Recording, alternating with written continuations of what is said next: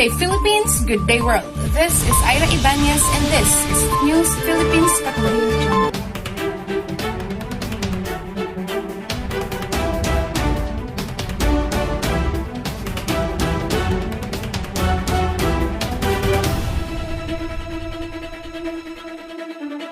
In the headlines, economic status and impacts of globalization in Hong Kong, Singapore, Central African Republic, and Philippines.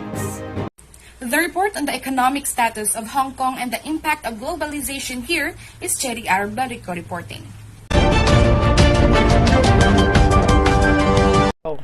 Globalization helps the harmonize status internationally. An economic status of Hong Kong was expanding multi-5% year-on-year in the real terms in the second quarter of 2019, after the growth of 0.6% in the preceding quarter.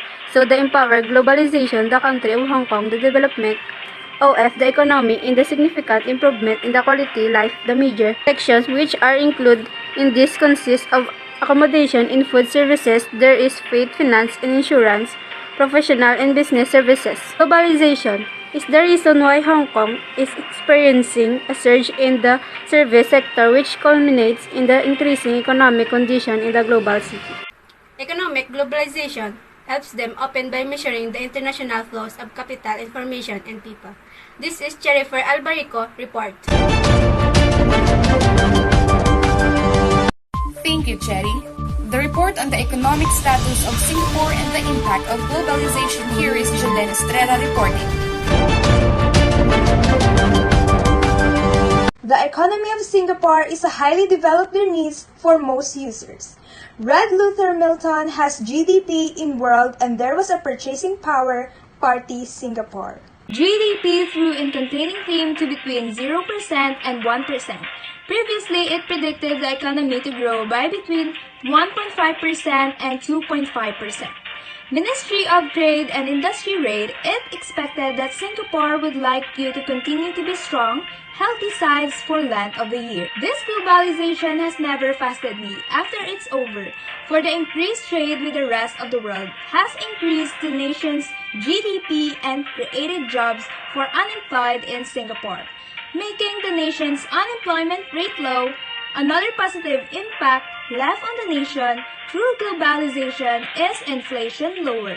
But also, there is a negative impact when it comes exploiting products. There is a possibility that some country can affordable products, and also the level of competition with other developing countries are also rising after Singapore became an independent sovereign city-state in 1965. Much of the population Was to increase the amount of FDI in Singapore as for investments, which also increased the potential economic growth.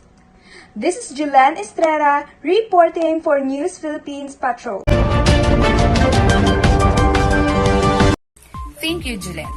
The report on the economic status of the Central African Republic and the impact of globalization here is Daniel Grace Parujillo. Central African Republic is one of the world's least developed countries, by a poor transportation system, a largely unskilled workforce, and the legacy of misdirected macroeconomic policies. Central African Republic works very poorly in such regulatory factors as labor market flexibility and taxation. The economic freedom score of 49.1 made its economy rank 161 farthest in the 2019 index.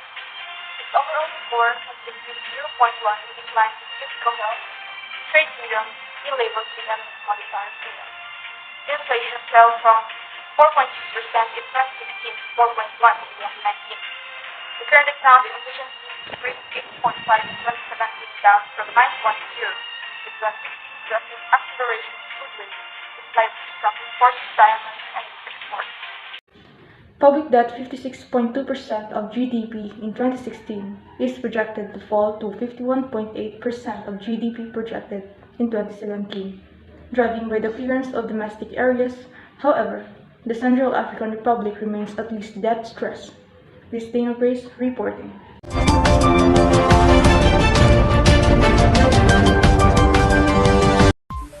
Thank you, Daniel. Lastly, the Philippines Economic Standard score is 63.8, making its Cornwall 70th Prias in 2019 index. The Philippines is around 15th among 43 countries in Asia-Pacific region, and its overall score is above the regional and world average. Continuous strong economic growth driving part by ambitious state-funded infrastructure projects as a lot of government to verify domestic law and order issues over economic policy. The major effect of all globalization was the bringing of jobs overseas for Filipinos of all social classes like Filipinos, medical professionals to work in the USA, Europe, and Middle East, or nannies and domestic workers from Hong Kong, Singapore, Europe, and Middle East. It also led to increased problems of Filipinos stranded or of in foreign lands far away from government support. Inflow of foreigners in the Philippines is warmly accepted and preferred by many Filipinos. Furthermore, the BPO industry has significantly helped increase. The Philippines has stolen the title call center capital of the world from engineers ago, and math major are rather distributed, and it can easily make an influence worldwide, international brands more accessible locally. Once again, I am Ira Ibanez reporting from News Philippines Patrol.